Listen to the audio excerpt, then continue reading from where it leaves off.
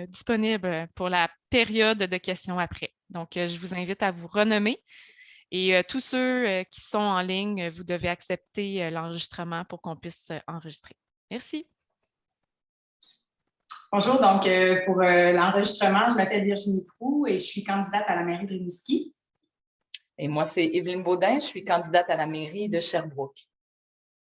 Donc, bonjour à toutes et à tous. On est très heureuse d'être là aujourd'hui pour vous parler de transparence en politique municipale, où on a mis aussi là, un second titre qui est redessiner la politique de proximité, parce que vous allez voir à travers notre présentation, à travers notre formation, que les deux sont très liés. Donc, en fait, je vais faire juste rapidement là, un petit rappel de notre engagement pour la transparence à Évelyne et moi, où en septembre 2020, donc il y a un an maintenant, on remettait une lettre co-signée par une cinquantaine d'élus à la ministre Laforêt. Puis, on demandait à ce moment-là, en fait, l'application de la recommandation 51 de la Commission Charbonneau. Si on se souvient, la Commission Charbonneau avait été mise sur pied pour lutter contre la corruption et la collusion dans le secteur de la construction. Puis, on avait vu qu'il y avait beaucoup de liens avec le monde municipal.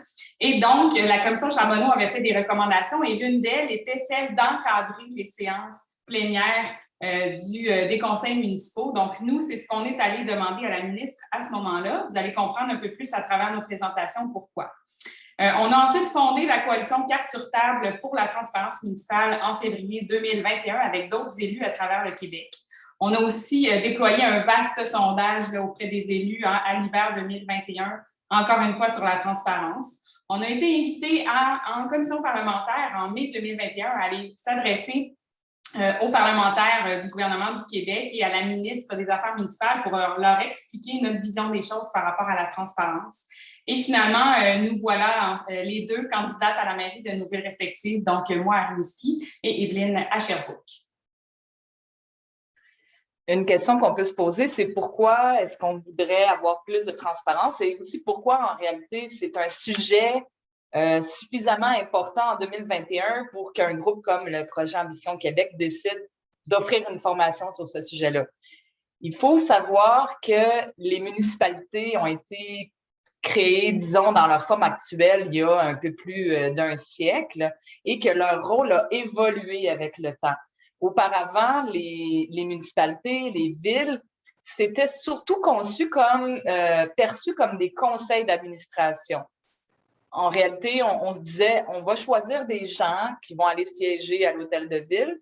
Leur principal job, ça va être de choisir un bon directeur général. Et là, je ne féminise pas parce que la très, très grande majorité des directions générales, c'est occupé par des hommes. Il y a beaucoup de travail à faire en termes d'équité de ce côté-là. C'était une parenthèse. Tout ça pour dire, on leur disait, choisissez un bon directeur général pour qu'il s'occupe des affaires de la municipalité. Puis, assurez-vous qu'on octroie les contrats comme il faut au niveau du déneigement, des déchets, ce genre, la réfection des routes et tout ça. Alors, c'était vraiment plus des services aux citoyens, des services de base aux citoyens qui sont encore présents dans les municipalités, mais leur rôle s'est élargi. En réalité, les municipalités aujourd'hui aspirent à et tentent de représenter véritablement des gouvernements de proximité. Donc, passer du terme conseil d'administration au terme gouvernement, ça implique une transformation du rôle. Et un gouvernement, ça doit agir de façon sérieuse. Ça doit notamment rendre des comptes à la population.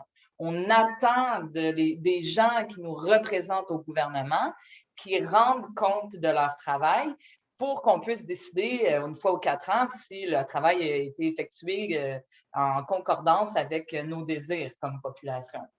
Aussi, quand on a une plus grande transparence, ça permet d'établir un lien de confiance avec la population.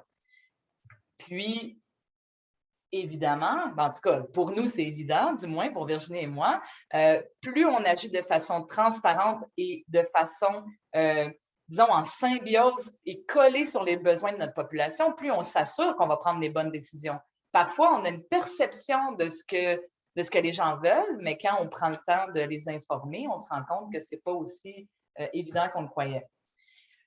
Néanmoins, Virginie et moi, les deux, on a rencontré beaucoup de résistance au changement qu'on veut mettre de l'avant. Pourquoi? C'est tout simple. C'est beaucoup plus facile de gérer, de gouverner quand on n'est pas surveillé. Donc, en réalité, il faut comprendre le contexte actuel. Ce qu'on tente de mettre de l'avant va à l'inverse d'une espèce d'inertie du statu quo qui est très importante. C'est beaucoup plus confortable de faire ce qu'on veut sans être surveillé. Et avec la transformation du rôle des municipalités aussi vient une transformation du rôle des élus. Donc, ce qu'on propose, Virginie et moi, et avec plein d'autres élus, il y en a même qui sont présents aujourd'hui, c'est de percevoir les élus pas simplement comme des administrateurs qu'on s'attend, qui reçoivent les documents de l'administration puis qui disent « oui, OK, c'est bon, oui, non, oui, oui, oui, non ». Ce qu'on veut, c'est qu'ils gouvernent, donc véritablement qu'ils jouent leur rôle de représentants et représentantes de la population. Et tout ça, pourquoi? Ben, on a mis une belle image pour dire que c'est pour améliorer la démocratie municipale. Le mot démocratie, moi, je trouve que c'est un mot qu'on n'entend pas suffisamment souvent au niveau municipal. Et la démocratie, c'est une fin en soi qui est noble et qui vaut la peine qu'on se batte pour elle. Donc, Evelyne vient de parler justement de démocratie municipale, puis je voulais vous faire un peu le lien parce que pourquoi on parle de démocratie, pourquoi on parle, c'est quoi le lien avec la transparence? En fait, à notre avis, l'implication citoyenne, la démocratie participative, tout ça est lié, très lié à la transparence, puis c'est ce qu'on va essayer de vous démontrer parce que, à notre avis, si on fait plus de place à la participation citoyenne, bien, ça va être un bon moyen d'amener, évidemment, plus de transparence. Donc, pour ça, il faut être capable d'encourager l'implication citoyenne et l'engagement. Donc, au sein de nos différentes municipalités, est-ce qu'on est fiers quand on a des citoyens qui sont engagés, qui se mobilisent, qui veulent s'impliquer? Donc, est-ce qu'on les encourage à le faire ou on les décourage plutôt à le faire? Donc, il faut se poser cette question-là. Également, est-ce qu'on est capable de trouver des moyens de mieux intégrer la participation citoyenne dans les processus décisionnels? Donc, ça va être vraiment un gros enjeu aussi, bon, parce que Evelyne en a parlé tout à l'heure, il y a de la résistance au changement. C'est sûr qu'on veut amener des nouvelles façons de faire, mais il va falloir en trouver pour intégrer un peu plus donc, les citoyens dans nos processus décisionnels. Donc, en fait, j'aimerais ça commencer avec une partie un peu plus théorique. Peut-être, Evelyne, je te demanderais de le mettre sur muet, s'il te plaît, parce que ça résonne, je ne sais pas pourquoi. Donc, parfait. Donc, c'est ça. Si on y va avec un peu plus de théorie, là, il y a une chercheure qui s'appelle Marie-Ève Maillé qui, elle, a identifié 4 critères pour avoir une participation citoyenne réussie. Donc, premièrement, il faut se poser la question à savoir, c'est quoi l'accès qu'ont les citoyens? Est-ce qu'ils ont un moyen de se faire entendre, par exemple au conseil municipal, via des consultations publiques? Est-ce qu'ils ont accès à leurs élus? Donc, ça, c'est quelque chose qui est important quand on se pose la question, est-ce qu'on va être capable d'avoir une participation citoyenne qui est réussie? Deuxièmement, est-ce qu'il y a une légitimité? Autrement dit, est-ce qu'on reconnaît la voix citoyenne? Est-ce que les préoccupations des citoyens sont entendues ou on est plutôt dans une perspective où on essaie de les discréditer? Donc, souvent, on va entendre, par exemple, bien, ils sont peu nombreux, c'est des marginaux, c'est des groupes de pression. Donc, est-ce qu'on essaie de discréditer les citoyens ou plutôt on leur donne cette voix-là, puis on essaie d'aller rechercher l'information qu'ils tentent de nous transmettre? Ensuite, au niveau de l'influence, est-ce que les citoyens ont une capacité réelle d'influencer la décision politique? Souvent, on entend ça ne sert à rien de se mobiliser, la décision est déjà prise, il n'y aura rien à faire, donc on perd notre temps, on perd nos énergies. Donc, ça, c'est important aussi. Si on décide d'aller questionner les citoyens, puis on fait des participations publiques, puis des consultations publiques, est-ce qu'on veut réellement qu'ils influencent notre décision ou pas? Et finalement, la question de la confiance. Cette question-là est plus spécifiquement liée à la question de la transparence. Donc, premièrement, est-ce qu'il y a une confiance réciproque entre les élus et les citoyens? Donc, est-ce que concrètement, là, nous, on a l'impression que plus on va avoir de transparence, évidemment, plus on va pouvoir créer un lien de confiance parce que ça ne passera pas, l'information ne passera pas nécessairement par un filtre de communication publique qui va venir complètement modifier, en fait, ce que les citoyens pourraient aller chercher par eux-mêmes. Donc, ça, c'est une question de confiance aussi. Puis, Si on est plus transparent, bien évidemment, on risque d'éviter de mettre en place un terreau fertile là, de confrontation avec les citoyens parce qu'on est intéressé à aller chercher leur expertise citoyenne, puis on veut augmenter aussi l'intérêt des citoyens pour leur ville. Donc, si on met ces 4 facteurs-là réunis ensemble, on a plus de chances d'avoir une participation citoyenne qui va être réussie. Donc, Evelyne et moi, on s'est dit, bon, pour cette formation-ci, on veut vraiment y aller de façon concrète. Trop souvent, on a entendu les gens dire, bon, ils veulent plus de transparence, ils veulent que tout soit transparent du jour au lendemain, puis qu'il n'y ait plus aucune confidentialité. Ce n'est pas ça, la transparence. Donc, on s'est dit, on va vous montrer concrètement comment ça pourrait se réaliser. Donc, la première chose à faire, si on décide d'y aller vers plus de transparence, c'est d'encadrer les séances plénières, qui, je le rappelle, j'en ai parlé en introduction, qui, elle, était la recommandation de la commission Charbonneau. Pourquoi? Parce que, premièrement, il faut se poser la question, bon, pour ceux qui ne savent pas, c'est quoi une séance plénière? C'est souvent appelé aussi rencontre de travail, comité plénier ou caucus. En fait, c'est une rencontre qui est informelle dans la loi, qui n'existe pas dans la loi, mais qui est très formelle en pratique, donc qui est inscrite régulièrement dans l'ordre du jour où les élus se rencontrent. Et là, ça dépend vraiment d'une ville à l'autre. À savoir, est-ce que, bon, ce comité plénier-là est à huis clos complètement ou il est public, mais c'est un endroit, en fait, où les élus vont analyser les enjeux, vont prendre des décisions, vont voter, vont écouter les recommandations des fonctionnaires, vont débattre ensemble. Donc, c'est vraiment là où se passe finalement toute la démocratie.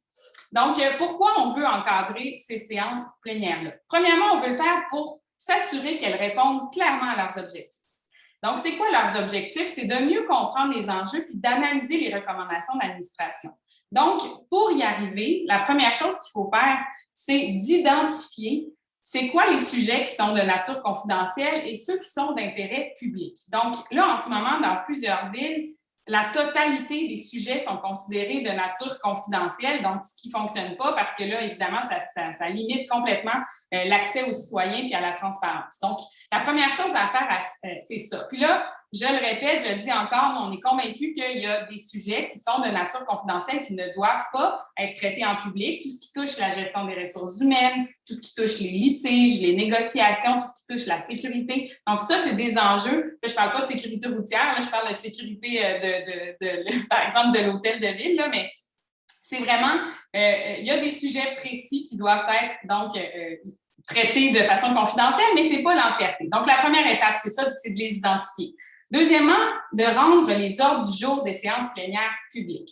Là, actuellement, il y a plusieurs villes où l'ordre du jour des séances plénières n'est pas public, ce qui fait en sorte qu'il y a plusieurs sujets qui seront discutés et qui ne passeront jamais en séance publique et les gens, ni les journalistes, ni la population vont être au courant du fait que tel dossier a été refusé, ne passera pas en séance publique.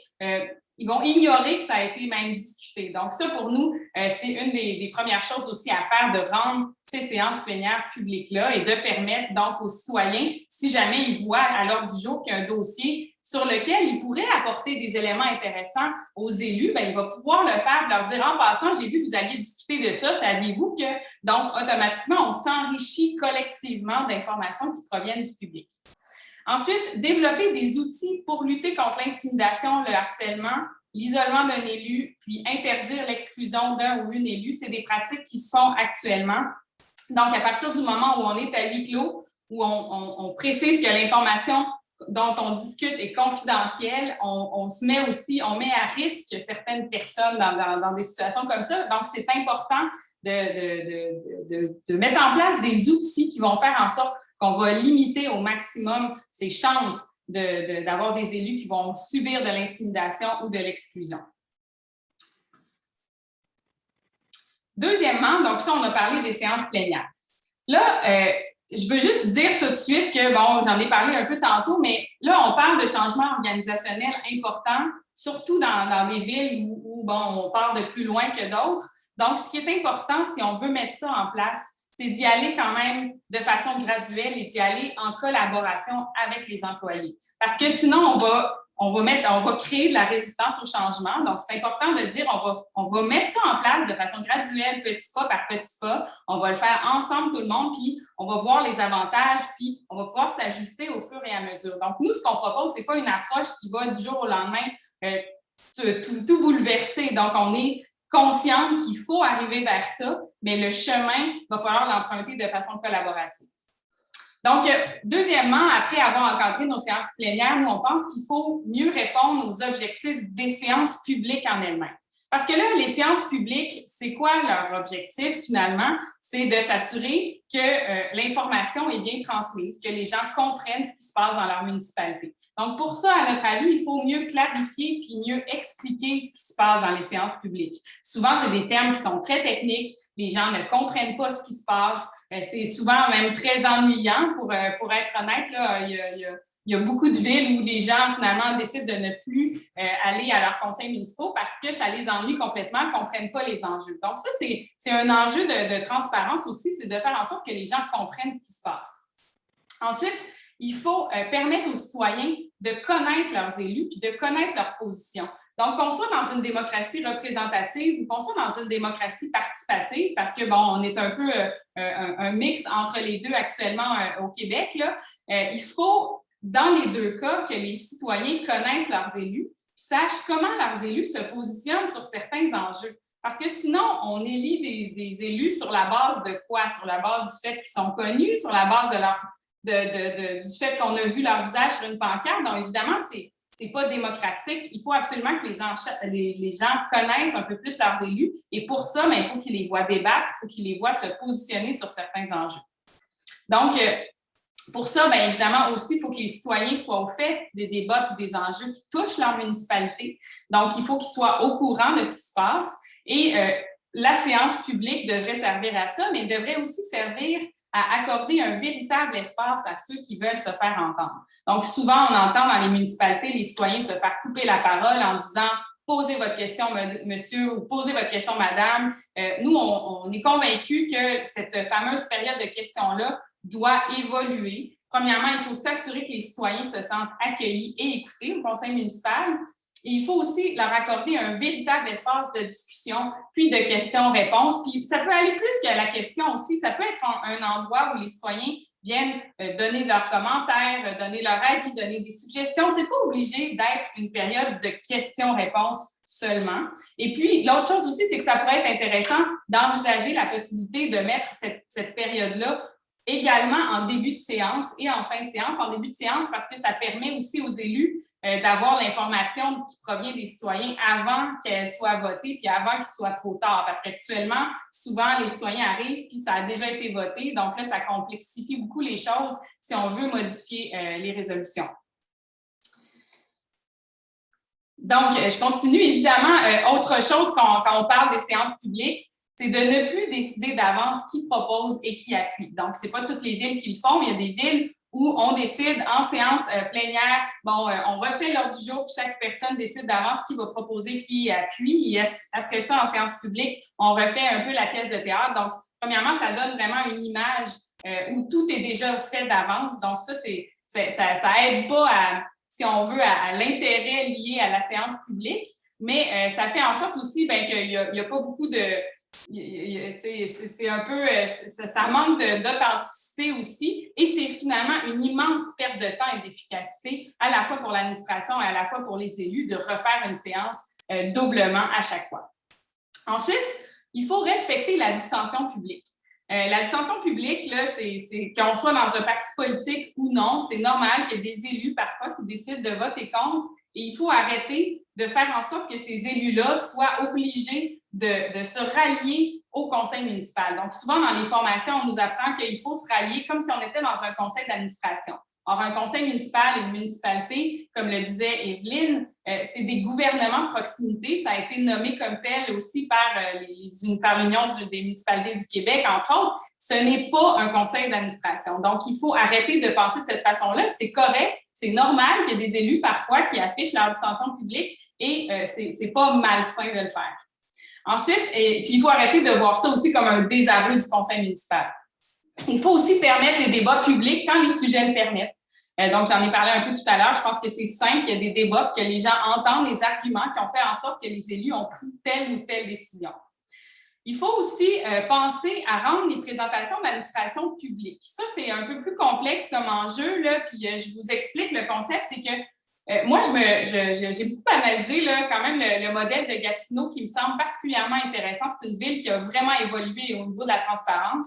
Et ce qu'ils ont fait, c'est qu'au lieu d'avoir les administrations municipales qui viennent présenter aux élus un projet avec leurs recommandations et les élus votent ensuite et s'obstinent avec les fonctionnaires souvent, ce qu'il faudrait faire en sorte, c'est mettre en place des commissions qui, elles, vont être présidées par des élus et les sujets vont être travaillés en collaboration avec les citoyens, en collaboration avec les élus et en collaboration avec les fonctionnaires. Et là, c'est l'élu, en fait, qui préside la commission qui, lui, va venir présenter le dossier. Donc, tout ce qui est politique doit rester aux politiciens. Les fonctionnaires n'ont pas à subir tout ce qui est politique. Il faut dépolitiser, finalement, les fonctionnaires et s'assurer aussi de cette façon-là, si on fonctionne en termes de commission, c'est qu'on peut aller lancer le sujet dans la population, aller chercher de l'information. Je donne un exemple. Supposons qu'on veut mettre en place plus de pistes cyclables. Il pourrait y avoir une commission du transport qui analyse la question avec des citoyens, avec les organismes qui sont spécialisés dans le secteur, qui vont monter une recommandation ensemble qui va être présentée au conseil municipal par la suite avec la recommandation. Donc, si on fonctionne de cette façon-là, on a une chance d'aller chercher de l'information auprès des citoyens, puis c'est les élus qui vont défendre le dossier plutôt que là, de faire reposer tous les projets sur le dos de l'administration qui, elle, doit se battre pour aller défendre ensuite son idée. Puis finalement, au bout du compte, ça fait en sorte qu'il y a des sujets où c'est les fonctionnaires qui vont subir les foudres des citoyens, alors que c'est pas comme ça que ça devrait fonctionner à la base. C'est pas ça le rôle des fonctionnaires. Donc, en fait, le principe, c'est qu'à la base, les fonctionnaires doivent répondre à la question du comment on a fait en sorte, comment on a pu arriver à ça ou comment on va réussir à arriver à tel projet, alors que eux, les élus, doivent répondre à la question de pourquoi on décide de prendre telle ou telle décision. Donc, il faut vraiment clarifier le rôle des fonctionnaires et des élus autrement, puis fonctionner autrement que ça se fait actuellement dans différentes municipalités. Et finalement, troisième chose, en fait pas finalement, mais pour ma partie pour le moment, donc il faut collaborer avec la communauté. Donc, on en a parlé, la participation citoyenne fait partie de la transparence. Donc, à notre avis, il faut intégrer davantage de citoyens dans les comités de la ville. Donc, tous les comités de la ville, par exemple en circulation, les comités en environnement, en transport, en urbanisme, il faut que ça soit mené avec des citoyens. Il faut aussi travailler en collaboration avec les organismes et avec les entreprises pour tout ce qui touche aussi des sujets semblables. Donc, on sait qu'ils ont des expertises à nous apporter, puis pour ça, il faut travailler en collaboration avec eux. Et il faut aussi travailler davantage en collaboration avec les institutions. Là, pour les villes qui ont des institutions d'enseignement et de santé, donc trop souvent, on ne travaille pas assez en collaboration avec elles, entre autres pour ce qui est du transport, pour ce qui est transport en commun, au niveau de la santé, de l'économie, l'attractivité, la lutte au changement climatique. On a beaucoup de collaboration à faire si on veut faire avancer nos façons de faire, puis éviter qu'on dédouble aussi le temps de travail. Souvent, on réalise qu'il y a plusieurs organisations qui vont travailler sur des sujets connexes, mais ne travailleront pas ensemble. Donc, c'est une perte finalement de capital humain et de richesse pour toute la communauté.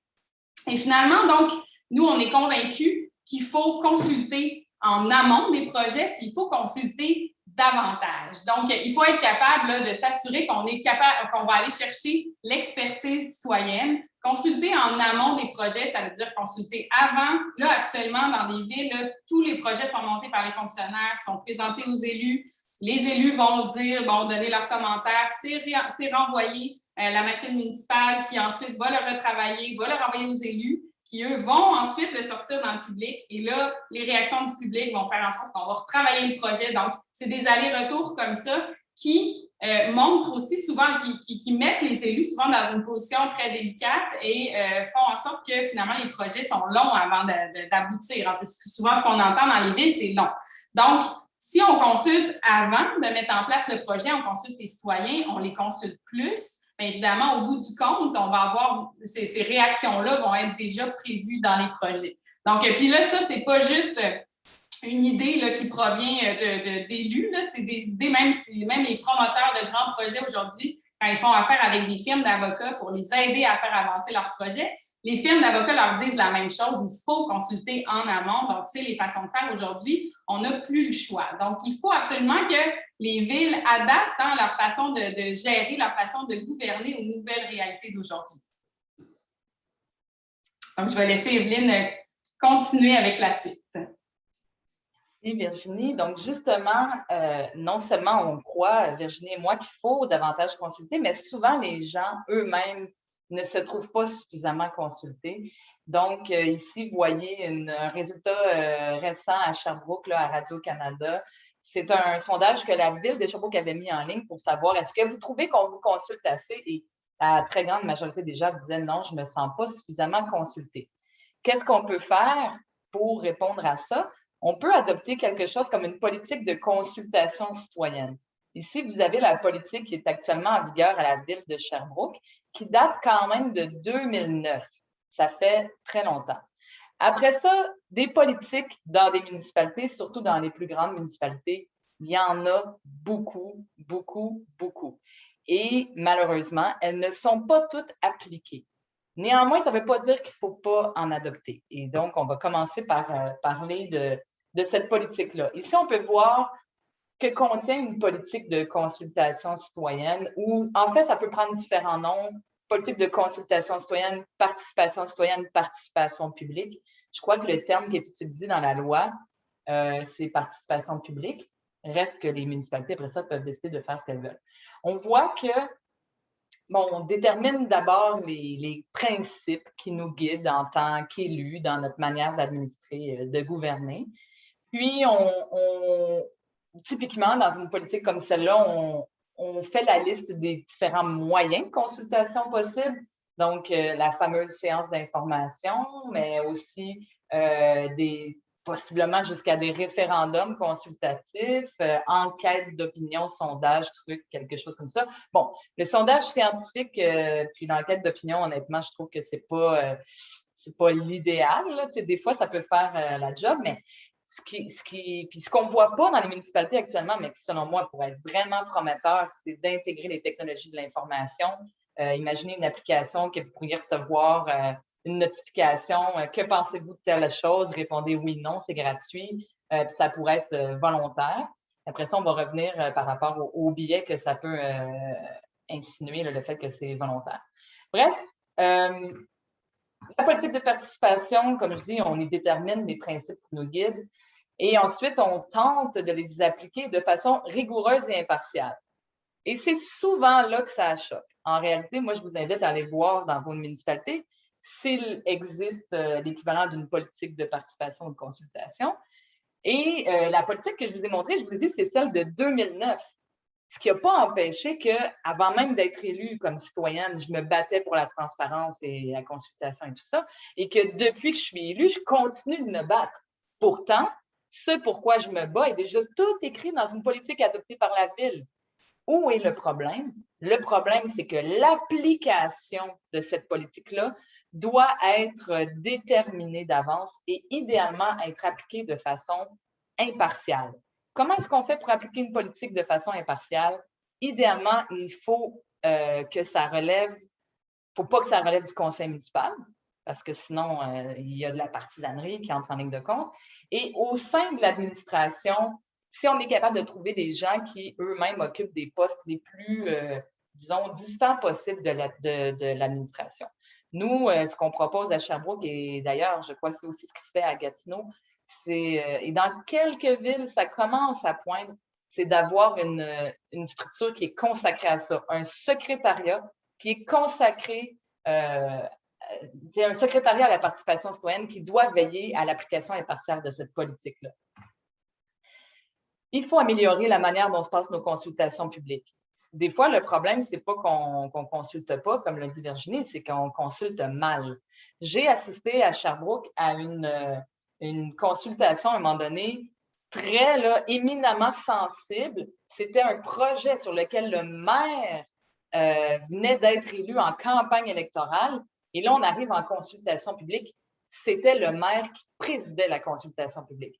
Donc, évidemment que ça rendait pas les gens très à l'aise d'exprimer une diversité de points de vue. Donc, il faut suivre des principes de consultation précis. Il faut s'assurer que nos consultations soient accessibles, que l'animation soit bonne. La pire erreur à faire, là, je vous le dis, c'est de donner l'animation à quelqu'un qui aime beaucoup trop parler au micro. Le rôle de l'animateur, ça doit être de mettre en valeur les gens qui veulent s'exprimer, de les mettre à l'aise, de leur laisser l'espace. Le plancher est à eux pendant les consultations. Donc, le choix d'une bonne animation, c'est fondamental. Avoir un espace suffisant pour les échanges. Moi, plusieurs fois, j'ai assisté à des consultations à la ville de Sherbrooke. Disons, c'était une consultation qui durait 1h30. La présentation durait 1 heure. Il restait juste 30 minutes pour les échanges. Puis, c'était comme, vous avez 3 minutes pour dire ce que vous pensez. Après ça, un après l'autre. Donc, c'était pas agréable. Donc, il faut... Souvent, en ce moment, ce qu'on constate, c'est que dans les municipalités, il y a des consultations, mais c'est des consultations de façade pour pouvoir dire qu'on a consulté et non des consultations qui étaient animées par la véritable volonté de se laisser influencer et d'être ouvert à modifier un projet. Puis, dans toute consultation, ça c'est très, très, très souvent escamoté, il faut qu'il y ait un rapport rédigé de ce qui s'est passé, de ce qui s'est dit, et ce rapport-là doit être rédigé, encore une fois, par quelqu'un d'impartial. Et ça, vous avez peut-être déjà entendu parler de budget participatif. Je crois que dans une politique de participation, ce qui peut être intéressant, c'est d'intégrer le concept que j'appelle d'aménagement participatif d'espace public. Souvent, les budgets participatifs mènent à des aménagements d'espace public, mais j'aime mieux parler carrément d'aménagement d'espace public. Qu'est-ce que ça veut dire? C'est qu'on prend un lieu, typiquement un lieu un peu moche, un peu déserté, inoccupé, et on le remet entre les mains de la communauté. On met les acteurs autour de la table, les différents acteurs et actrices qui ont été nommés par Virginie tantôt, donc les institutions, les comités citoyens, les organismes communautaires, les citoyens et citoyennes lambda. On met tout le monde autour de la table, et ce qui est intéressant, c'est qu'on met des gens assis autour d'une table, mais pas pour qu'ils se regardent entre eux, mais pour qu'ils regardent tous dans la même direction. Qu'est-ce qu'on fait avec cet espace public-là? Qu'est-ce qu'on peut imaginer pour que ça réponde à l'ensemble de nos besoins, puis que ça devienne un espace public dont on est fier, qui est utilisé, qui est dynamique. Je vais sauter la diapositive sur l'approche décisionnelle inclusive, qui est un terme qu'on a inventé à Sherbrooke pour remplacer les termes ADS, ADS+. En fait, ce qu'il y a à retenir de ça, Virginie en a parlé tantôt, c'est que l'accessibilité est importante et pour que ce soit accessible, notre information, il faut réfléchir aux personnes, par exemple, qui ont un handicap, des personnes qui ont un faible niveau de littératie, des personnes qui n'ont pas Internet. Il faut réfléchir à toutes ces personnes-là qui ont tendance à être exclues quand on essaye juste d'y aller avec la première chose qui nous passe par la tête. Ah, il faudrait faire une consultation publique, on va faire ça tel jour à telle heure à l'hôtel de ville. Bien, c'est qui les personnes qu'on risque de ne pas entendre si on fait ça? Bien, ces gens-là, il faut trouver des stratégies particulières pour aller les chercher. Ah oui, c'est vrai, il y a l'accès à l'information. Je vois le temps qui file. Donc, juste rapidement dire que la transparence, bien, ça passe également par des bons outils. Un site Internet qui favorise la participation citoyenne. Si je prends le site Internet de la ville de Sherbrooke, très typique de à peu près toutes les municipalités, il est très informatif par rapport aux services de base, les jours de collecte, qu'est-ce qu'on fait s'il y a un nid de poule, les piscines sont-ils ouvertes, des choses comme ça. Mais il faut que dans notre site Internet, le citoyen ou la citoyenne qui, lui ou elle, veut participer, retrouve les façons de faire. C'est quoi les dates des consultations? C'est quand la séance du conseil municipal? Est-ce qu'il y a, je ne sais pas moi, un service de transport pour se rendre? Comment je fais pour faire parvenir une question au conseil par courriel si je ne peux pas être présent, etc., etc. En ce moment, nos sites Internet, malheureusement, ne permettent pas toujours d'avoir cette information-là facilement. Généralement, tout est sur le site Internet, mais après ça, bonne chance pour t'y retrouver dans le site Internet. C'est souvent une espèce de gros fouillis, surtout pour retrouver des documents. Je ne sais pas, je veux trouver... J'ai entendu dire qu'il y avait un plan directeur d'aménagement du parc à côté de chez moi. Je veux savoir qu'est-ce qui a été prévu de faire dans les 10 prochaines années dans ce parc-là. Bonne chance pour retrouver le document. Souvent, on est obligé d'aller faire une demande d'accès à l'information. Et donc, ce que je nous invite à faire et ce que je vous invite à faire si jamais vous êtes élu ou peu importe si vous avez une influence politique de quelque façon que ce soit, ce qu'il faut faire, c'est inverser la logique. Actuellement, tout est secret sauf exception. La logique, ça devrait plutôt être rendons tout disponible sauf ce qui ne devrait pas être disponible. Et organisons ça de façon, ayons un archivage intelligent de notre information pour que les gens qui veulent s'informer par eux-mêmes, rendons les gens autonomes pour qu'ils puissent eux-mêmes participer à la chose publique. Bref, en conclusion, des choses concrètes que vous pouvez faire pour améliorer la transparence, soutenir vos médias locaux qui participent, on n'en a pas parlé, mais parce qu'on était limité en temps, mais qui participent largement à la transparence de la vie démocratique. Essayez de modifier les règlements municipaux pour favoriser un fonctionnement plus transparent. Vous avez peut-être plein d'idées, plein de façons de faire que vous voulez mettre en œuvre. Attaquez-vous à ça pour que ce soit écrit, qu'il y ait des traces écrites et donc une pérennité à votre action puis aux principes que vous voulez défendre. Un devoir que j'aurais envie de vous donner, c'est essayer de faire une demande d'accès à l'information dans votre municipalité. Toutes les municipalités sont soumises à la loi sur l'accès à l'information. C'est sûr que vous avez une question quelque part qui peut s'adresser à la municipalité. Testez le système. Vous allez avoir l'expérience concrète des difficultés que peuvent rencontrer un citoyen ou une citoyenne qui se pose des questions. Informez-vous sur ce qui se passe dans votre municipalité. Investissez-vous dans un projet en collaboration avec l'administration municipale, encore une fois, pour vivre c'est quoi les difficultés ou encore peut-être que ça va super bien dans votre ville, puis il faut aussi identifier nos forces. Puis finalement, si vous vous présentez aux élections, faites de la transparence un sujet important pour votre campagne électorale parce que pour la démocratie, si on veut arriver à quelque chose, le plus important, c'est d'abord de choisir des élus pour qui c'est un principe qui leur tient à cœur. Voilà. C'était un peu condensé. On a essayé de faire ce qu'on pouvait. J'espère que ça vous aura plu.